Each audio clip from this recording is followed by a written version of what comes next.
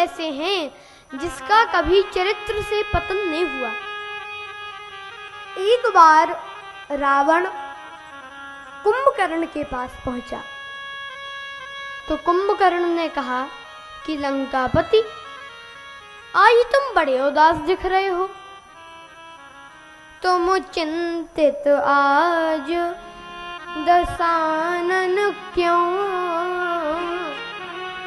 तुम क्यों चिंतित हो? रावण बोला, हर ली हमने मिथिलेश कुमारी, हमने मिथिलेश कुमारी का हरण कर लिया। कुंभकर्ण बोला, अधिकार किया तुमने उन पर? तुमने उन पर अधिकार किया? रावण बोला, कैसे अधिकार किया? लखती ही नहीं वह और हमारी, वो हमारी ओर देखती ही नहीं है।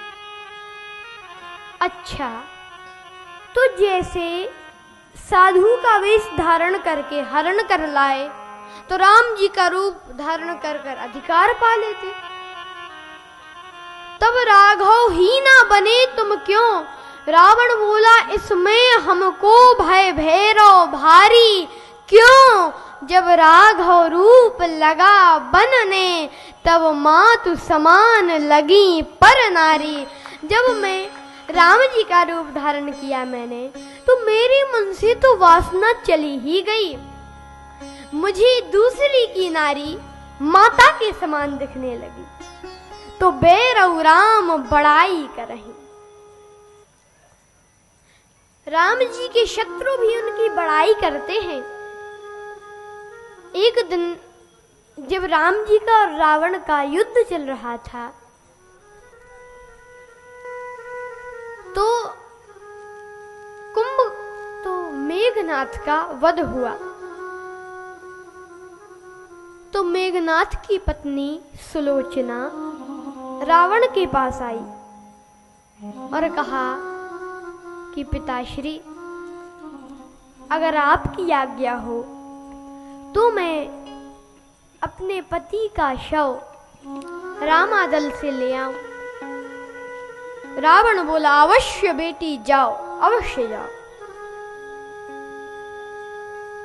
अब दरबारी सोचे कि महाराज, सभा में था उस समय रावण, दरबारी सोचे कि महाराज आपकी 10-10 बुद्धियां हैं, एक में भी समझ नहीं है, 20-20 नेत्र हैं, एक से भी दिखाई नहीं देता।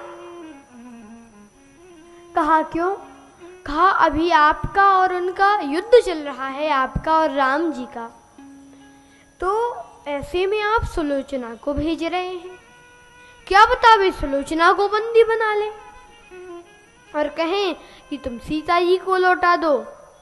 राम जी कहें कि तुम सीता जी को लौटाओ तो हम सुलोचना को लौटा देंगे। तो ऐसे में आप सुलोचना को क्यों जाने दे रहे हैं? तो रावण मुस्कुरा कर बोला कि दरबारियों, कितने ना समझ हो। क्यों? राम ऐसा नहीं कर सकते। क्यों नहीं कर सकते? जब आपने उनकी पत्नी का हरण किया है तो वे भी तो सुलोचना को बंदी बना सकते हैं। रावण बोला, इसलिए क्योंकि ये काम रावण का है, ये काम राम का नहीं है।